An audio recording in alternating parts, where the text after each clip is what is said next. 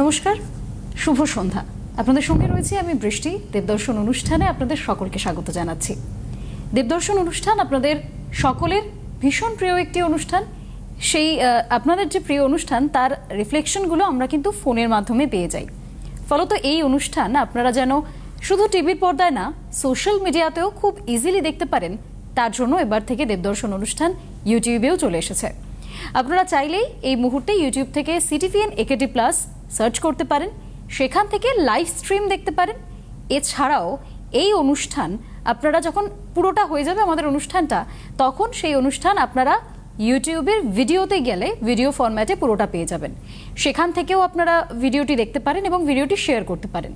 এবং CTVN AKD প্লাসকে অবশ্যই subscribe করবেন, যাতে দেবদর্শন যেন আপনাদের প্রচণ্ড প্রিয় একটি অনুষ্ঠান, ঠিক তেমনই অন্যান্য যেগুলো প্রচণ্ড প্রিয় একটি অনুষ্ঠান রয়েছে সেই অনুষ্ঠানগুলোও যেন আপনারা বারংবার দেখতে পারেন। তার জন্য ফার্স্ট নোটিফিকেশন আপনার কাছে আসবে পোস্ট হলেই। সেই কারণেই সিটিভিএন একেডি প্লাসকে অবশ্যই সাবস্ক্রাইব করুন। এবার আসি দেবদর্শন অনুষ্ঠানে আজকের আলোচনার বিষয়। আমরা তো অনেক কিছু করি। আমাদের জন্মের পর থেকে আমাদের বাবা মা সন্তানদের প্রতি অনেক দায়িত্ব পালন করেন। সন্তানরা যখন ধীরে ধীরে বড় হয়ে ওঠে, পড়াশোনা করছে, চাকরি বাকরি করছে, আর সেগুলো করার জন্য মাথার রীতিমতো ঘাম পায়ে ঝরাচ্ছে। কিন্তু তারপরেও কোথাও গিয়ে আপনার এবং আমার, আশা করি দুজনেরই, আমার তো অবশ্যই, কোথাও গিয়ে এটা মনে হতে থাকে যে এত কিছু করলাম, তাও যেটা চাইছি সেটা নয় কেন। আর এই যেটা চাইছি সেটা নয় কেনর মধ্যে, এই গোলক ধাঁধার মধ্যে আমরা যখন বারংবার পড়তে থাকি, তখন না আমাদের কোথাও গিয়ে শান্তির বিঘ্ন ঘটে। কারণ আমরা লক্ষ্য কখনোই আমাদের পূরণ হয় না। আমাদের সবসময় মনে হয় আমরা আজকে এটা করছি, কিন্তু তার লক্ষ্যটা হয়তো পূরণ হলো না।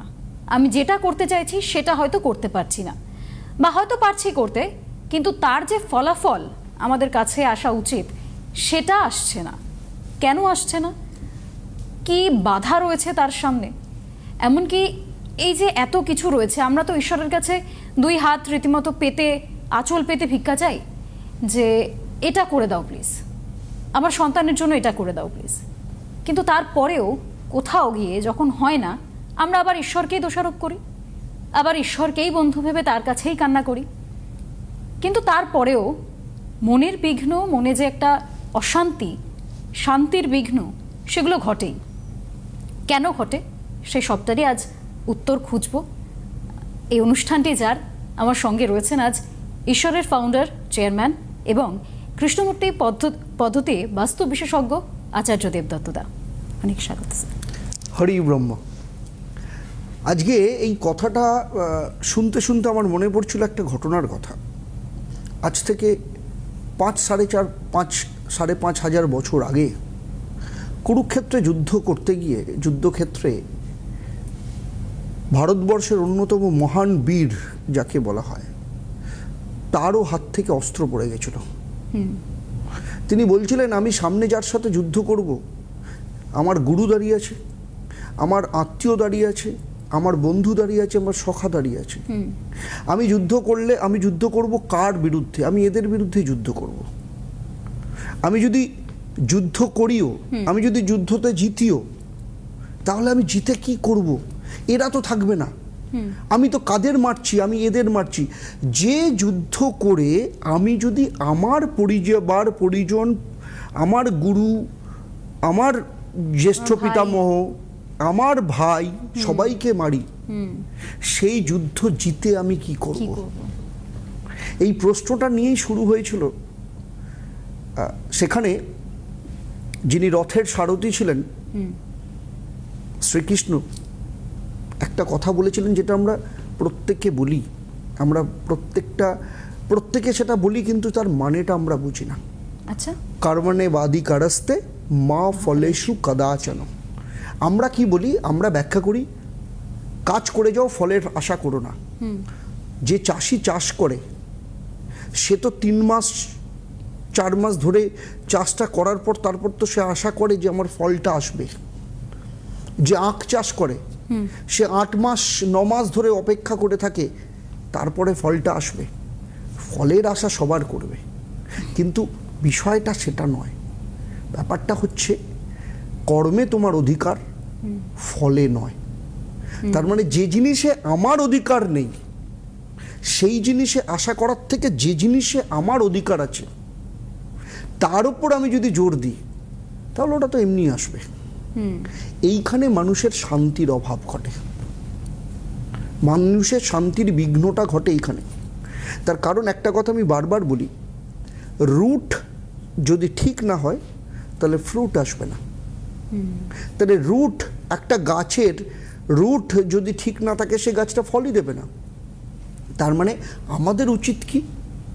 আমাদের উচিত ফলের দিকে না তাকানো, আমাদের উচিত রুটটাকে ঠিক করা। রুট কোনখানটায় রয়েছে, কোথায় কি সমস্যা আছে সেই জায়গাটাকে ঠিক করা। যতক্ষণ না সেই জায়গাটা ঠিক করব না ততক্ষণ পর্যন্ত হবে না। এটাকেই বলে স্কিল ডেভেলপমেন্ট। এই যে স্কিল ডেভেলপমেন্টের জায়গায় আমরা পৌঁছতে পারি না। সম্প্রতিকালে ইন্ডিয়া ফাইনালে জিতলো টি-20 ওয়ার্ল্ড কাপ, এবং এই টি-20 ওয়ার্ল্ড কাপ কিন্তু চোখে আঙ্গুল দিয়ে দেখিয়ে দিয়েছে যে রুটটাকে ঠিক করলে ফ্রুট এমনিতেই আসবে। তো ভীষণ ইম্পর্টেন্ট এটা, রুটটা ঠিক করতে হবে। কেউ ফোনে আছে? হ্যাঁ একদম, আমাদের সঙ্গে ইতিমধ্যে একজন দর্শক রয়েছেন, আমি তার সঙ্গে কথা বলবো। হ্যালো, কে বলছেন, কোথা থেকে বলছেন? নমস্কার, আমি নলপুর থেকে বলছি, হাওড়া জেলার নলপুর থেকে। হ্যাঁ, নলপুর থেকে বলুন। আমার ছেলের সম্বন্ধে জানতে চাচ্ছি। হ্যাঁ হ্যাঁ বলুন। নমস্কার দাদা, আপনাকে নমস্কার। হরি ব্রহ্ম, বলুন বলুন। হরি ব্রহ্ম। দাদা, আমার ছেলের জন্ম 31শে মে 1996। 31শে মে 1996। সময় বিকেল 3:35 বনগাঁ, উত্তর 24 পরগনা। বিকেল 3:35 উত্তর 24 পরগনা বনগাঁতে জন্ম। তার মানে সেদিন ছিল শুক্রবার। হ্যাঁ হ্যাঁ। তুলা লগ্ন, তুলা রাশি, বিশাখা নক্ষত্র, বৃহস্পতির দশায় জন্ম। ওর জন্মছকে যেটা দেখা যাচ্ছে তাতে করে তাতে করে ওর লগ্নে চন্দ্র, তৃতীয় বৃহস্পতি, ষষ্ঠ স্থানে শনি কেতু, সপ্তমে বুধ মঙ্গল, অষ্টমে রবি, নবমে শুক্র, দ্বাদশ স্থানে রাহু। দেখুন, ষষ্ঠ আর দ্বাদশ স্থান ওর ক্ষেত্রে অশুভ থাকার জন্য কেরিয়ার নিয়ে সমস্যা তৈরি হচ্ছে। আমি তো সেটাই বললাম, কেরিয়ার নিয়ে সমস্যা তৈরি হচ্ছে, কেরিয়ারের জায়গাই তৈরি হচ্ছে না কোনো রকম ভাবে। এর আগে আপনারা জানতেন না? এটা কাউকে দেখানো হয়নি, এটা নিয়ে আলোচনা করা হয়নি কারোর সাথে?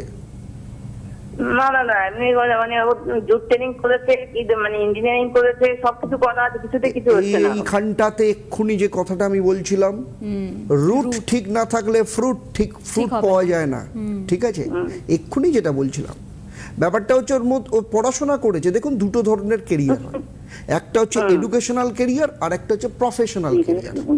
ওর ক্ষেত্রে পড়াশোনার জায়গা, এডুকেশনাল কেরিয়ার ঠিক আছে, মোটামুটি ইঞ্জিনিয়ারিং করেছে, সমস্ত কিছু করেছে, কিন্তু যখনই প্রফেশনাল কেরিয়ারের জায়গাতে এসছে তখনই সমস্যা এসছে। সেটা কোনো ইন্টারভিউর ক্ষেত্রে হোক, কোনো কম্পিটিটিভ পরীক্ষার ক্ষেত্রে হোক, সাকসেস আসছে না সেইভাবে। কি তাই তো? সেই জন্য যদি সাকসেস পেতে হয় প্রফেশনাল কেরিয়ারকে ঠিক করতে হবে, চাকরি করতে হবে। চাকরিটা পেতে গেলে তার মানে রুট ঠিক করতে হবে। ষষ্ঠ স্থান আর দ্বাদশ স্থান ঠিক করে দেখুন, আপনার ছেলের লাইফ কেরিয়ার নিয়ে চিন্তা করতে হবে না। ঠিক আছে, সরকারি চাকরি যোগ ছিল। আরে বাবা, রুট আবার বলেছি, ফলের আশা না করে কর্মটা করুন, কর্মে অধিকার রয়েছে, কর্মটা আগে করে যান।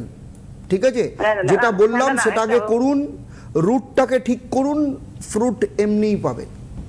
আর ওর মাঙ্গলিক আছে না, রুট ঠিক করুন, ফ্রুট এমনিই পাবেন। এর বাইরে কিছু বলবো না। ছেলের কেরিয়ারের ওপর জোর দিন, মাঙ্গলিক নিয়ে পরে ভাববেন। হ্যাঁ, মাঙ্গলিক আছে আপনার ছেলের। বেশ, মানে কোথাও গিয়ে আজকের যে আলোচনাটা, সেটা আমাদের যখন ফোনটা আসলো সেটা এক প্রকার প্রমাণিত হয়ে গেল যে এই যে বিষয়টা, যে গোড়াই যদি ঠিক না হয় তাহলে সেই গাছের স্কিলে আমরা কতটা জোর দিই। একদম। আজকে জসপ্রীত বুমরাহর কথা আমি বলছি, সে তার কাছে কোন পিচে খেলছে, কোন ওয়েদারে খেলছে, তার কাছে কিন্তু ম্যাটার করে না। তার ম্যাটার করে সে স্কিলটা কোন লেভেলে নিয়ে চলে গেছে। একদমই তাই। তো সেই জন্য টি-20-র মতো জায়গাতেও তার রান রেট সে কতটা চেক করতে পারে, ইকোনমিক্যাল কত হতে পারে। কিন্তু কত মানুষ আছে বলুন তো, মানে এরকম এই ভাবে ভাবে জন্য মানুষের মধ্যে শান্তি নেই। একদম। আমরা ভাবি কি হয়, আজকের সোশ্যাল মিডিয়াতে আরো এই জায়গাটা বেড়েছে। আচ্ছা, এর পেছনে অ্যাস্ট্রোলজিক্যাল কারণটা কি? এর পেছনে অ্যাস্ট্রোলজিক্যাল কারণ হচ্ছে সব থেকে বড় জায়গা, অধিকাংশ ক্ষেত্রে পঞ্চম স্থান, মানুষের জীবনের যে জন্মচক্রের যে পঞ্চম স্থান, সেই পঞ্চম স্থানটা কোনো না কোনোভাবে অশুভ থাকে। কারণ পঞ্চম স্থান আমাদের জীবনের ক্রেভিং, আমাদের জীবনের চাহিদা, আমাদের জীবনের ইচ্ছে, সেটা প্রেম, পড়াশোনা, সমস্ত দিক থেকে, স্কিল ডেভেলপ থেকে আরম্ভ করে সমস্ত দিক থেকে সেটা কিন্তু নির্দেশ করে। এই পঞ্চম স্থান অশুভ যদি থাকে, তাহলে মানুষের ক্ষেত্রে যে চাহিদা, আমি প্রত্যেকটা মানুষের একটা গোল থাকে, একটা লক্ষ্য অবশ্যই, থাকে। কিছু কিছু মানুষ লক্ষ্য তৈরি করে, করার পর কিছুদিন বাদে সেটা ভুলে যায়, বা একটা ডিসিশন নিল আমি এই কাজটা করব, কিন্তু কিছুটা যাওয়ার পর দেখা গেল সে সেই জায়গাটাতে খুব পারছে না, অস্থিরতা। এর সাথে যেটা থাকে সেটা হচ্ছে লগ্ন। আচ্ছা, কারণ বলা হয় যা নেই ভাণ্ডে তা নেই ভাণ্ডে। কালকেই আমি একটা ইয়েতে শুনছিলাম, আমি যেহেতু খেলার উদাহরণ একদম রিসেন্ট হয়েছে বলে প্রত্যেকের ইয়েতে, জসপ্রীত বুমরা, মানে আমি শুনে আমার মানে গুজবাম যাকে বলে, ছেলেটা যে জুতোটার জন্য তাকে হাপিত্যেস করতে হয়েছিল সেই জুতোটা পরবার জন্য, আজকে সেই জুতোটার ব্র্যান্ড অ্যাম্বাসেডার। ঠিক আছে, পান্ডিয়া, হার্দিক পান্ডিয়া বলছে, হার্দিক পান্ডিয়া, কুনাল পান্ডিয়া ম্যাচ প্র্যাকটিসের পর সস্তার খাবার হিসাবে রেডি নুডলস খেত, যেটাকে আমরা ম্যাগি বলি, খেত। 200 টাকার জন্য খেপ খেলতো, এবং রাত্রিবেলা কখনো কখনো ট্রাকে করে বাড়িতে যেত। কিন্তু স্ট্রাগল অনেকেই করেছে, কিন্তু স্কিলটা, আমি কোনো কিছুর মধ্যেও আমি স্কিলটাকে ডেভেলপ করেছি। স্ট্রাগল তো অনেকেই করে, অনেকেই বিভিন্ন জায়গায় তার লেভেলে দাঁড়িয়ে স্ট্রাগল করে, কিন্তু সেই স্ট্রাগলটার সাথে সে স্কিলটাকে ডেভেলপ করেছে। আজকে যে ঘড়িটা পরে 2.5 কোটি টাকা থেকে 3 কোটি টাকা দাম, যে গাড়িটা চড়ে জিপ ওয়াগন মোটামুটি 3.5 থেকে 4 কোটি টাকা দাম। কেন আমি বলছি, আমি আজকে ওর সাকসেসটা দেখছি, কিন্তু সেই দিনের যে স্কিল ডেভেলপ করবার জন্য তার যে স্ট্রাগলটা, সেই স্ট্রাগলটা কিন্তু ভীষণ ইম্পর্টেন্ট মানুষের লাইফে। তো সেইটা ডিসাইড করে হচ্ছে লগ্ন। সেই জন্য এমন অনেক মানুষ আমাদের চারপাশে থাকে, তাদেরকে যদি জঙ্গলেও ফেলে দেওয়া হয়, ঠিক সেই সিচুয়েশন থেকে সে কিন্তু বেরিয়ে এসে লাইফে সাকসেসফুল হয়ে যায়। আবার এমন অনেক মানুষ আছে সোনার চামচ নিয়ে জন্মেও কিন্তু লাইফে কিছু করতে পারে না। লগ্ন একদম, মানে এই বিষয়টার প্রমাণ হয় কি করে? আমরা আবারও একবার আলোচনায় ফিরবো এই বিষয়টা নিয়ে, তবে তার আগে আরো একজন দর্শক বন্ধু আমাদের সঙ্গে রয়েছেন, একটু ফোনটা নিয়ে নিই। হ্যালো, কে বলছেন, কোথা থেকে বলছেন? হ্যালো, নমস্কার। হ্যাঁ নমস্কার, বলুন বলুন। আমি পূর্ব মেদিনীপুর থেকে একটু কথা বলছি। বলুন। আমার ছেলের সম্বন্ধে জানতে চাই। বলুন। বেশ, ডেট অফ বার্থ? 14ই ডিসেম্বর 2008 সাল। 14ই ডিসেম্বর 2008। সময়? সময় ঠিক বলতে পারবো না, সকাল 9টার ওপারে হবে। এই মেরেছে, 9টার ওপারে থেকে তো রাত্রি 9টাও হয়। সকাল 9টা, ওই 9টা 10-15-20 মিনিট। আচ্ছা ঠিক আছে, তবু দেখছি, চেষ্টা করছি। বলুন, কোথায় জন্ম? চণ্ডীপুর। চণ্ডীপুর, আচ্ছা। তার মানে মকর লগ্ন, মিথুন রাশি? হ্যাঁ স্যার। ওর ক্ষেত্রে যেটা সব থেকে বড় সমস্যা হচ্ছে মানসিক অস্থিরতা, ভীষণভাবে। হ্যাঁ স্যার। ভীষণ মানসিক অস্থিরতায় ভোগে। প্রচুর রাগ জেদ প্রচুর পরিমাণে রয়েছে। হ্যাঁ হ্যাঁ স্যার, একদম ঠিক। 9টা 3 মিনিটে জন্ম আপনার ছেলে, লিখে রেখে দিন। আচ্ছা, 9টা 3 মিনিটে। হ্যাঁ, যে কারণের জন্য যেটা হচ্ছে, ওর মনস্থির ঠিক নেই, মনস্থিতি ঠিক নেই, সেই জন্য ওর পরিস্থিতি ঠিক থাকছে না। আর পরিস্থিতি ঠিক থাকছে না বলে ওর ক্ষেত্রে ও কিভাবে কি করবে সেটাই ডিসাইড করতে পারছে না। ওই আবার পড়াশোনার ক্ষেত্রে কি করছে ও এখন? ওই আগে মানে ভোকেশনালে পড়াশোনা করছে স্যার। কিন্তু ব্যাপারটা হচ্ছে ভোকেশনালে যে পড়াশোনাটা করেছে সেটা কিন্তু ওর রেজাল্ট খুব একটা ভালো না হওয়ার জন্য ওকে কিন্তু এইরকম রাস্তাতে যেতে হয়েছে। হ্যাঁ স্যার, একদম ঠিক, মানে কথাই শুনছে না। আমরা তো বাড়িতে থাকি না। একদম, যেটা জন্য এক্ষুনি আলোচনা করছিলাম, আপনার ছেলের ক্ষেত্রে লগ্ন অত্যন্ত অশুভ। লগ্নটাকে আপনাকে ঠিক করতেই হবে। আর 10ম স্থান এই দুটো জায়গা ঠিক করুন, ছেলে পাল্টে যাবে, বদলে যাবে। না হলে ছেলে কিন্তু হাতের বাইরে চলে যাচ্ছে, ছেলে বিয়ে করছে না। তার উপরে গোদের ওপর বিস্ফোরা 10ই ডিসেম্বর থেকে শনির দশা শুরু হয়েছে। বুঝতে পেরেছেন? ইমিডিয়েট হ্যাঁ বুঝতে পারছি স্যার। আপনার সঙ্গে যোগাযোগ করব কি করে? নিচে নাম্বার আছে, যোগাযোগ করবেন, ওরাই বলে দেবে। আচ্ছা ঠিক আছে স্যার, আপনার সঙ্গে একবার দেখা করতে চাই। আপনি ফোন করলেই বলে দেবে সব, ঠিক আছে? কিন্তু ছেলের ব্যাপারে খুব সিরিয়াস হন, ইমিডিয়েট এই জায়গাটাকে ঠিক করুন। ছেলে কিন্তু নাহলে হাতের বাইরে চলে গেছে। আমি বলবো কি, আপনারা আরো ভালো করে বুঝতে পারছেন।